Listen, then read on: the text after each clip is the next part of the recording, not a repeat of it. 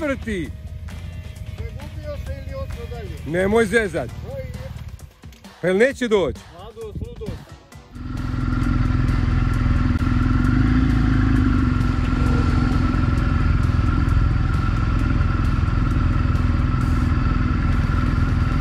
Moji prijatelji iz Banja Luke su me danas posjetili, idu dalje za Svilajnac, za Srbiju.